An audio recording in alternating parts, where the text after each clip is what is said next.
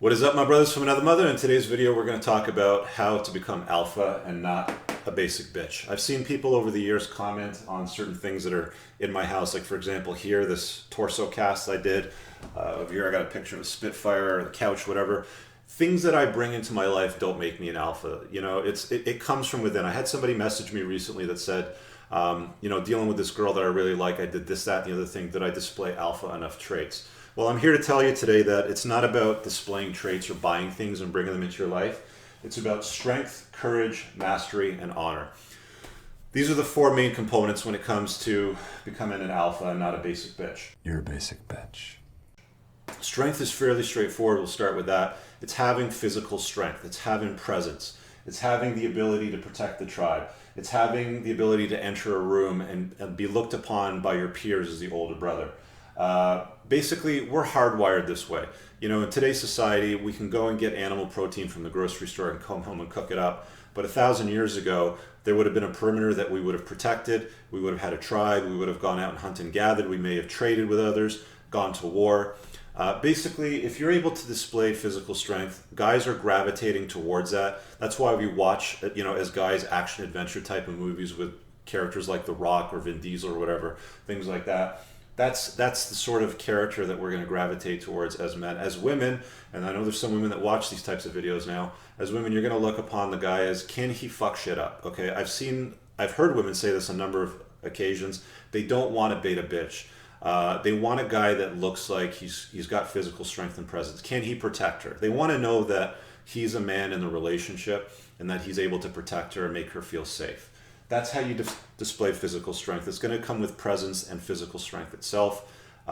If you're not doing anything that's leading to strength, that's one of the things that you're going to have to change in your life. You're going to have to want to either join some sort of martial art, MMA, get a gym membership, whatever it might be, but that's the first thing that you need to accomplish. The next is courage.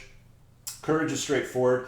You need to have the ability to do things that frighten the crap out of others, okay?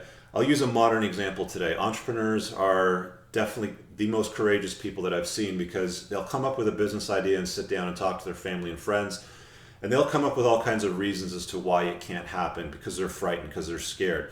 But the entrepreneur has the courage to execute on that and be successful at the end of the day. Athletes, for example, have the courage to do things that others are afraid of. Courage can come in any number of form, but what it boils down to is basically having the ability to do things that frighten the crap out of other people, and of course being successful at it. Make sense? Let's move on to mastery. Mastery is just being world class at what it is that you do in your selected profession or your line of work. If you're a professional snowboarder, end up on the podium. You don't want to be like number 52 in the world. If you're an IT professional or you write programming, you're developing excellent programming that's worldwide recognized and has a lot of impact on people's lives. So whatever it is that you're doing in your life, I'm an entrepreneur, I've got some businesses, I want to be in the top one or two in whatever it is that I'm doing, because that is true mastery. Okay, I want to be the best at what I can do in anything that I approach in life, including this YouTube channel. So I want to deliver the most value to you guys as possible. But make sure that you're able to display world-class ability in whatever your line of work or profession is, and that is mastery covered. The next is honor.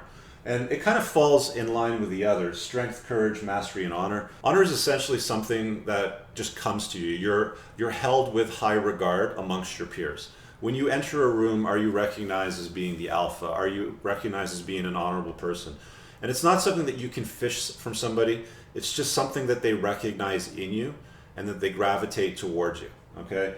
1,000 years ago, again, going back to the strength, courage, mastery stuff, 1,000 years ago, we'd go around, set up our tribe, our village, protect, go out and, hunt, gather, maybe trade with other tribes, maybe go to war. If you're recognized as being strong, courageous, and having mastery in what you do, honor will come to you. It's as simple as that. People will recognize you as an honorable person, as being virtuous, somebody with virtuous character traits, somebody that men want to be and women want to be with. It's as simple as that. You'll know it when you've got it. Again, it's not a picture you can hang up on the wall or some sort of trait that you can display in an intergender relationship. Okay, honor comes when you are in a state of being. I did a video probably about a year, maybe two ago, called Be Do Have. I'll put it on the top right of the screen so you can check it out.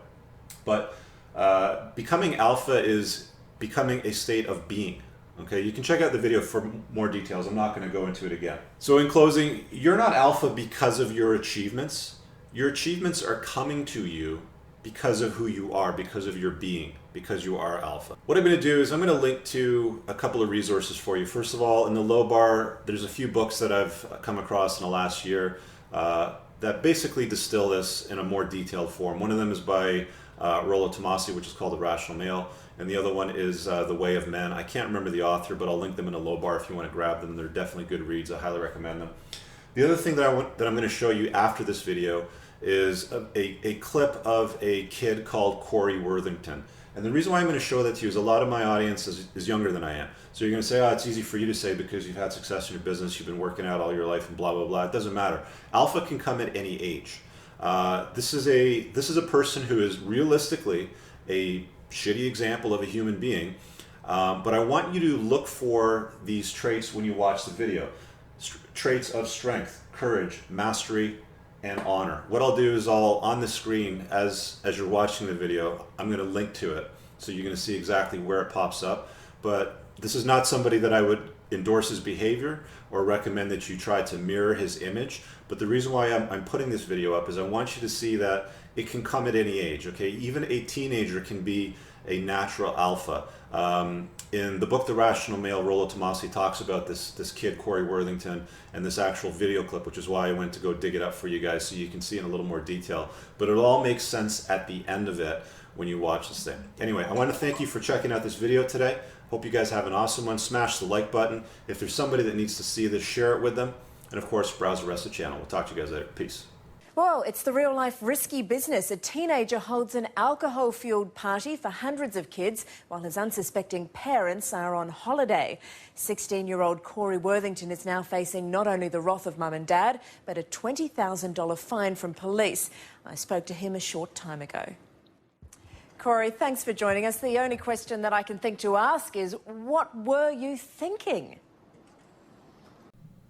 So I'm just editing the movie. I thought I'd comment on it. You notice that he's displaying physical strength. Even though, again, he's a piss-poor example of a human being. You see him standing there with his jacket wide open, his chest, his pierced nipples, his hat, his recognizable sunglasses, and bleached dyed hair. This is his image. That's his look.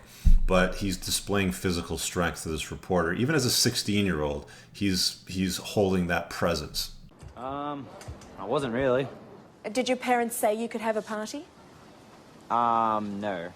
So they didn't. Why did you? I don't know, it was just a get-together with a couple mates at first, and then we thought we might as well just have a bit of a party, and then it sort of just got out of hand, and... So in this element, you'll see him displaying courage. He's got the balls to throw the party. Most kids won't throw a party in their parents' home. I know as a teenager, we'd always have a conflict amongst our friends about who was going to throw the party at their parents' house. He's got the balls to do it. That's displaying courage. Well, 500 people turned up, the air wing of the police force, the dog squad, your neighbours' cars were being destroyed. What have your parents had to say, Cory? I haven't really talked to them because every time they call, I don't answer. Because, yeah, they probably try to kill me. So that's a short-term strategy. You're going to have to talk to them eventually. What are you going to say? Sorry. Are you sorry? Yeah, I am. You don't sound very sorry.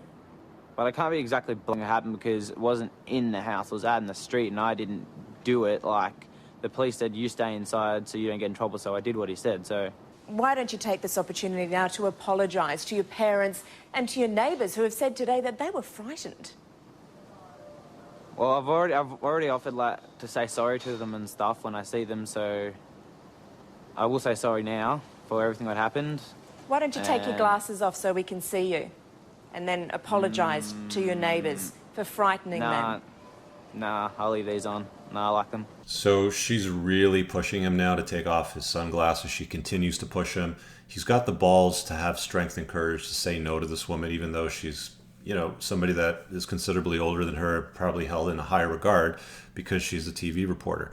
But he's standing there with his shirt wide open going, no, not going to take off my sunglasses. I'm good with where I'm at. They might be fined $20,000. Are you going to try and pay that for them? Yeah, but I don't think it's fair they'll be fined it because what happened, it was my party, but it could have just been any random person walking in the street doing it. What happens all the time. Your parents were out of town. You put out the invitation. You started it. Why don't you make a grown-up decision now and accept responsibility, take off those glasses and apologise to everybody that you frightened, to the police who were forced to retreat and whose cars have been damaged, and to the community who've had to pay for this? Take off your glasses and apologise to us. I'll say sorry, but I'm not taking off my glasses. Why not? Because they're famous. Okay, so notice how he just says because they're famous. So he's basically displaying honor. He's held in high regard by his peers. Even though he's an asshole and he throws a party that destroys a neighborhood, his peers look upon him as someone of honor. Because your glasses are famous. Yeah, Why are your glasses famous? I know. Everyone likes them, so I know. I'm not taking them off. You're pretty happy with the way you look and the attitude you've got, are you? Yeah, my parents aren't, but I am. Okay, Cory, we've got to wrap this up, but what would you say to other kids who were thinking of partying when their parents are out of town? Get me to do it for you. Get me to do it for you, the kid goes. So he's a 16-year-old that's displaying mastery amongst his peers. If he's recognized by his peers as somebody that's world-class at what he does and throwing parties, that's why he's basically sitting there all proud of himself saying, get me to throw the party for you. So there you go. Get you to do it for you, not don't do it. Nah, get me to do it for you. Best party ever so far. That's what everyone's been saying, so... Well, we've got to go, but I suggest you go away and take a good, long, hard look at yourself. I have. Everyone has. They love it.